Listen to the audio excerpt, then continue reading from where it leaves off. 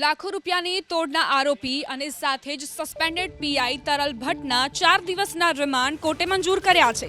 ભ્રષ્ટ પોલીસ અધિકારી તરલ ભટ્ટને જૂનાગઢ ડિસ્ટ્રિક્ટ કોર્ટમાં રજૂ કરવામાં આવ્યો। સરકારી વકીલે તરલ ભટ્ટના 14 દિવસના રિમાન્ડની માંગણી કરી, જેની સામે તરલ ભટ્ટના વકીલે દલીલ કરી હતી કે અરજદાર પાસેથી તરલ ભટ્ટે સીધી પૈસાની માંગણી નથી કરી। સમગ્ર કાંડના મુખ્ય આરોપી એસઓજીના અધિકારીઓ છે। સરકારી વકીલે દલીલ કરી હતી કે ડેટા ક્યાંથી આવ્યા, કોણે આપ્યા। વધુમાં બચાવ પક્ષની દલીલ કરી હતી કે તરલ ભટ્ટના રિમાન્ડ નામંજૂર કરી જ્યુડિશિયલ કસ્ટડીમાં મોકલવામાં આવે। બંને પક્ષની સુનાવણી બાદ કોર્ટે તરલ ભટ્ટને 4 દિવસના રિમાન્ડ આપ્યા।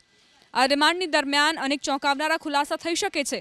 તમને જણાવી દઈએ કે એટીએસ અને જૂનાગઢ પોલીસ તરલ ભટ્ટને મીડિયાથી દૂર રાખી રહી છે, જે દર્શાવે છે કે આખી કામગીરી શંકાસ્પદ છે। પોલીસ તરલ ભટ્ટને બચાવી રહી છે કે પછી તરલ ભટ્ટ પર જેમના હાથ છે તેમને બચાવી રહી છે, તે એક સવાલ।